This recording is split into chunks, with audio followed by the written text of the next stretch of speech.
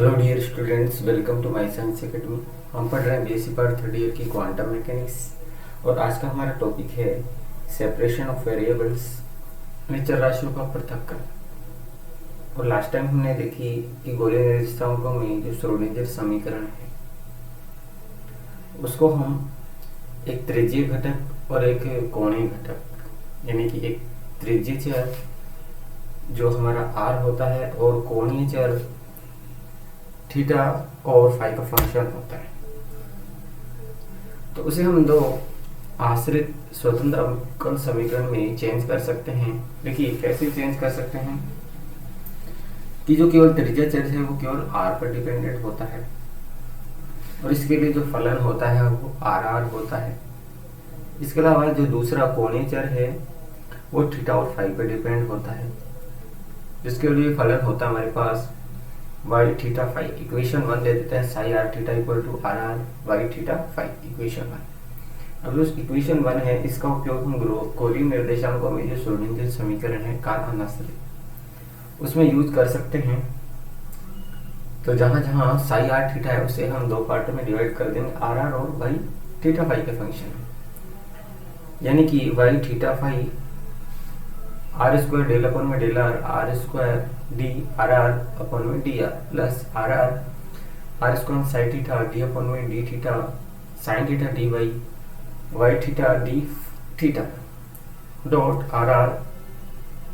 Are square sine theta del square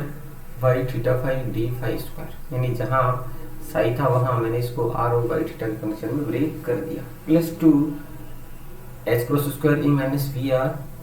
are R Y theta phi equal to 0, equation 2। अब देखिए जो समीकरण 2 है उसके बाईं ओर हम यदि R square are R Y theta phi से गुणा कर दें तो क्या होगा कि जो आर आर है 1 की फॉर्म में आ जाएगा और कुछ वेरिएबल्स कट जाएंगे जैसे आर स्क्वायर। तो देखिए क्या होगा 1 आर डेल अपन में del r square d r r upon में d r plus 2m r square upon में h cross square E minus we are are r equal to ये होगा minus 1 upon y theta phi बड़ा bracket 1 upon sine theta del upon में del theta sine theta del y theta phi d theta plus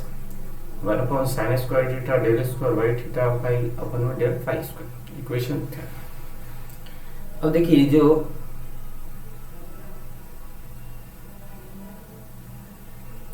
equation 3 है वो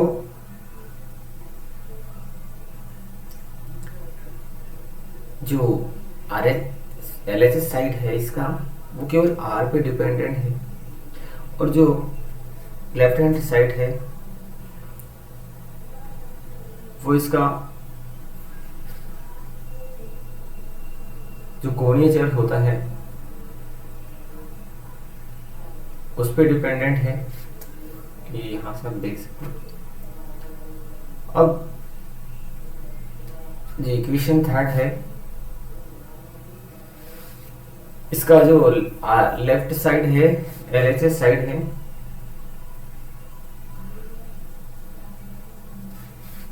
उसमें यदि मैं परिवर्तन करूं तो इसका जो आरएचएस साइड है वो भी अपरिवर्तित होना चाहिए। इसके लिए हम क्या करते हैं कि दोनों पक्षों में एक नियतांक होना चाहिए जिससे ये दोनों पक्ष से मल्टीप्लाई करने के बाद इक्वेशन में कोई चेंज ना हो। तो हम क्या करते हैं, जो इक्वेशन 4 है इक्वेशन जो हमारी 3 है उसमें इसे एक नियतांक के इक्वल मान लेते हैं, जैसे हमने माना यहाँ L equal to L plus 1। अब इसे हम दो समीकरणों में पृथक कर लेते हैं। तो देखिए फर्स्ट है 1 upon r square del upon में del r square d r upon में आर, ऐसे ही plus 2m h square E minus we r minus h square l upon में एल अपन में 2m r square are r equal to 0,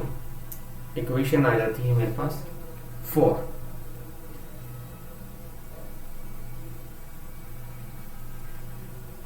देखिए next equation है 1 upon में y theta phi बड़ा bracket 1 upon sine theta del upon में del theta bracket sine theta d y theta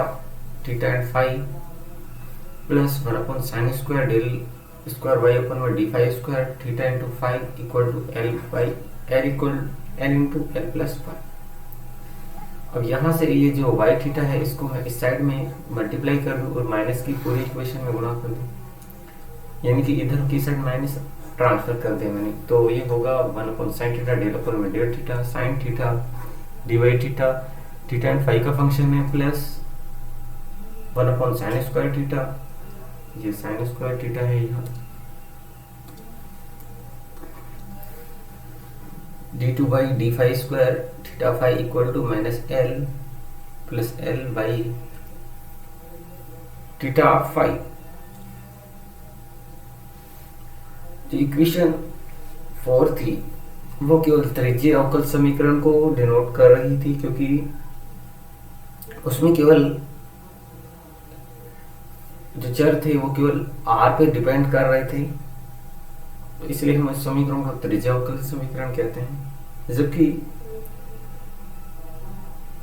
जो त्रिज्यीय अवकल समीकरण होती है उसके कण की जो कुल ऊर्जा है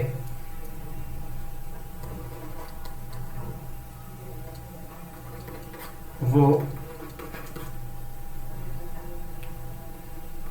E और स्थितिज ऊर्जा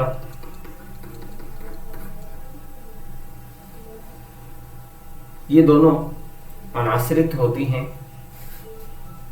यानी कि जो तरंग फलन होता है उसकी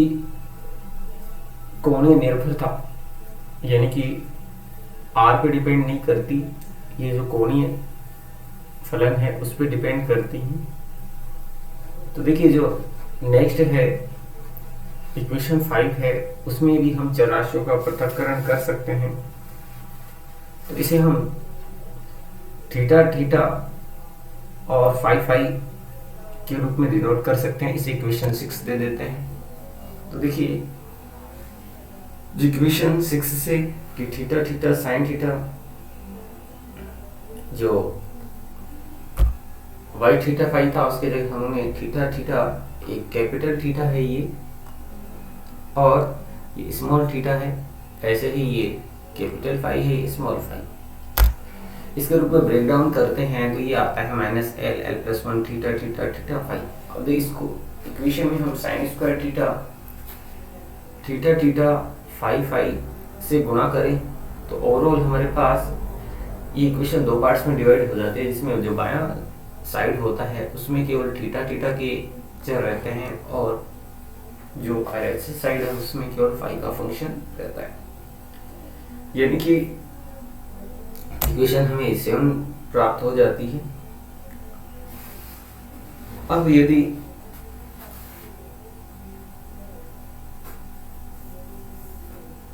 जो इक्वेशन 7 है